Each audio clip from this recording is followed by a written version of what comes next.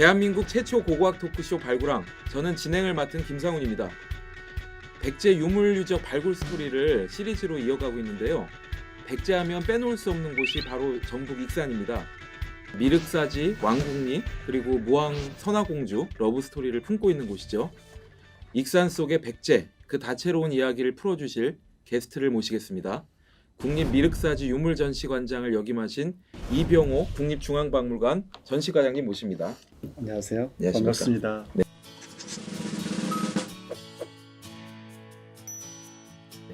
맨날 동네에서 보다가 그러게요. 스튜디오에서 네, 여기 정말 보니까. 동네 사람의 네. 부탁이라서 안 나올 수가 없었습니다. 바로 옆동에 사십니다. 네. 그 우리 이병호 그 과장님은 이제 그 국립미륵사지 유물전시관장 하시면서 네. 지금은 이제 국립익산박물관이 된 거죠. 네, 맞습니다. 승격이 돼서. 올해 네. 2월에 네. 2월 말에 과거의 국립미륵사지 유물전시관이 네. 국립익산박물관으로 바뀌었어요. 근데 그렇구나. 저는 한 3년 동안 거기 있다가 올 3월부터 음. 서울의 중앙박물관 전시과장으로 자리를 옮겼습니다. 그렇구나. 네. 요직이죠. 저희가. 이 국립익산박물관이 이 런칭할 때까지 어떤 그 주춧돌을 쌓으시는 역할을 하신 거예요. 이제 네. 잘했는지는 네. 내년에 오픈했을 때 평가를 예, 받겠죠. 잘 하셨으니까 성격이 되셨겠죠. 그러니까 그만큼 이제 미륵사지를 잘 아시고 거기서 관장 생활 하시면서 계속 이제 연구도 하시고 전문가십니다. 그래서 오늘 모셨고 백제 하면은 공주 부여 지역을 흔히들 많이 떠올리세요. 뭐 사비 백제 시대 뭐 등등 해서. 근데 이제 익산도 사비 못지않은 어떤 백제에서 아주 중요한 고도의 역할을 했다. 그래서 뭐 천도설도 있어요. 네, 맞습니다. 한번 설명 좀 해주시죠.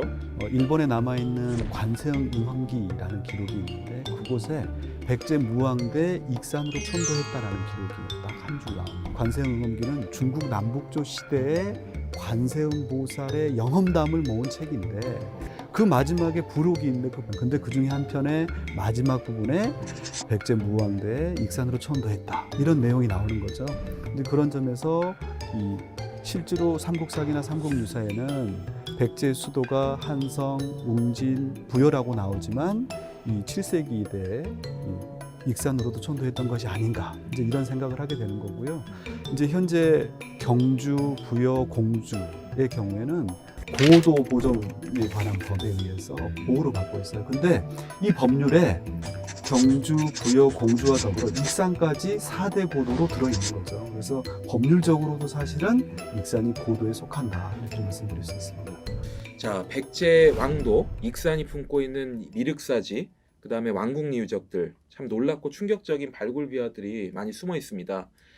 특히 선화공주 스토리가 나와요. 사람들이 아주 관심이 네. 많죠. 그래서 가공의 인물이었는가 뭐 이런 의문들이 나오게 만든 그곳입니다. 그다음에 발굴단을 상당히 고생시킨 악취, 그리고 이상한 막대기들의 경악스러운 정체들 지금부터 이병호 선생님과 함께 풀어보겠습니다.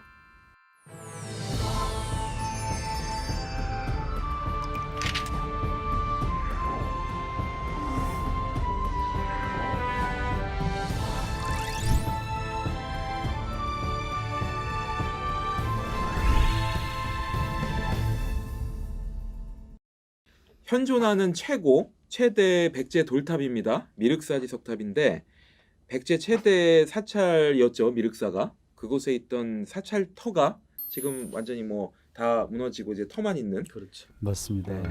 사실 이 익산 미륵사지는 우리나라에 남아있는 절터 중에서 가장 넓어요. 그러니까 신라의 대표적인 유적이 황룡사터가 있는데 황룡사터보다 넓게 사적이 지정되어 있고 조선 후기에 임진왜란을 전후한 시기에 폐사가 되고 그 이후에 이제 석탑 한 기만 덩그러니 남아 있었고. 서쪽 석탑. 그렇죠. 미륵사지 서쪽 석탑이죠. 서석탑이 복원 과정, 해체 보수 과정이 20년이 소요가 돼서 올 봄에 대중에 공개가 됐습니다.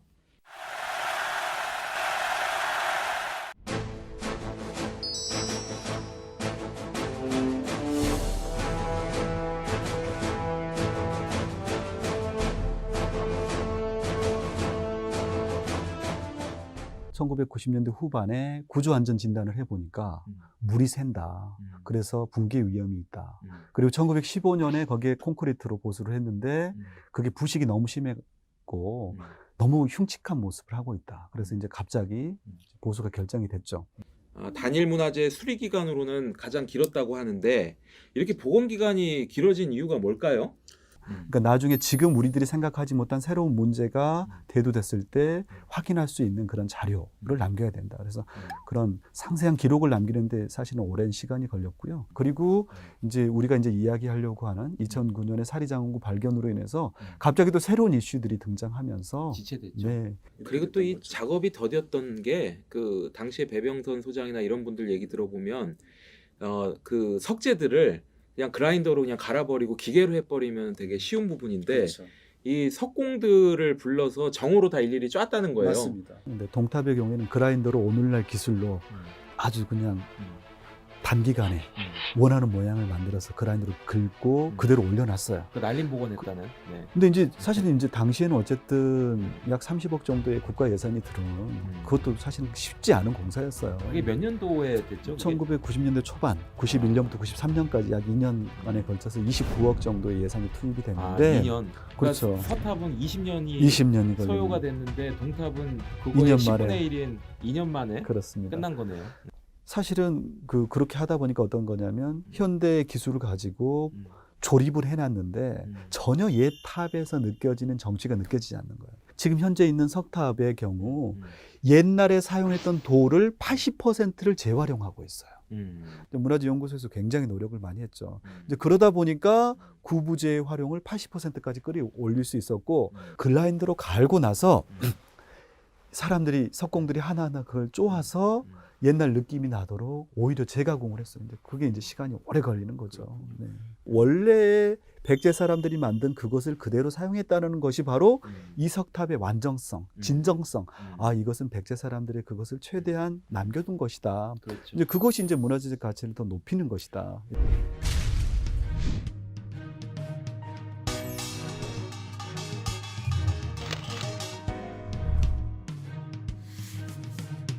처음에 조선총독부에서 이제 시멘트, 콘크리트로 해서 이제 발라놓은 이제 흉물스러운 모습으로 서석탑을 일단 지탱을 해놨습니다. 일제강점기 때. 네. 그런데 이제 이거를 제거를 할 때 상당히 애를 먹었고 특히 치과용 도구로 네. 이거를 뭐 긁어냈다는 얘기가 있어요. 설명 좀 해주시죠. 네. 그러니까 사실은 1915년에 갑자기 서석탑이 붕괴될 위험이 있으니까 거기에다가 시멘트를 가지고 덧바른 거죠. 근데 이제 나중에 이번에 문화재연구소에서 그걸 하나하나 해체하다 보니까 그 양이 약 185톤 정도 엄청난 많이도 거죠. 발라놨네요. 그렇죠. 근데 이게 이제 한 100년 정도 시간이 지났으니까 어느 정도 부식이 돼서 우리가 이렇게 쉽게 해체할 줄 알았어요. 좀 그랬는데 너무 견고한 거죠. 네, 그래서 실제 그 네. 원래의 돌과 네. 콘크리트가 이제 딱 접착이 돼 있으니까 이것을 구부재를 최대한 활용하려다 보니까 기존의 콘크리트 다 떼내야 되는 거예요. 그래서 그걸 떼내려다 보니까 할 수 없이 치과용 드릴 같은 거 가지고 그거 떼내는데 3년이 걸렸다고 해요. 그것만 떼내는. 그렇죠. 근데 이게 뭐 많은 사람들이 이제 그 부분을 보고 사실은 이제 흉물을 만들어놨다, 네. 뭐 아주 떡칠을 해놨다라고 네. 이제 이 일본에 대해서 강하게 성토를 하는데 하여튼 그네들이 할 수 있는 최선이었다라고 보는 쪽도 있어요. 네, 맞습니다. 어느 시각이 좀 맞나요? 뭐 사실은 1915년에 미륵사지 석탑이 콘크리트가 발리기 전에 무슨 일이 있었냐면 1913년에 엄청나게 중요한 누구나 다 아는 사건이 있어요. 그게 뭐냐면 석굴암의 콘크리트 공사였어요. 그거는 참. 도쿄 제국대학의 세키노 다다시라는 사람이 있는데 이 세키노 다다시에게 자문을 받아서 거기에다가 콘크리트로 했더니 아주 작은 예산을 가지고 아주 효과적으로 그런 부분을 할 수 있었다는 거예요. 근데 그것 그러니까 그 때문에 석굴암에 별로 그- 현상이. 이제 예. 그 당시만 해도 그런 게 있을 거라고 상상을 못했던 거예요. 당시에 이제 콘크리트가 어떤 시멘트 독이 있다거나 부식이 있다거나 흉물스럽다거나 이런 생각보다는 효율성을 가장 우선시했기 때문에 이것을 그냥 문화재 복원이나 정비에 그대로 도입을 한 거예요.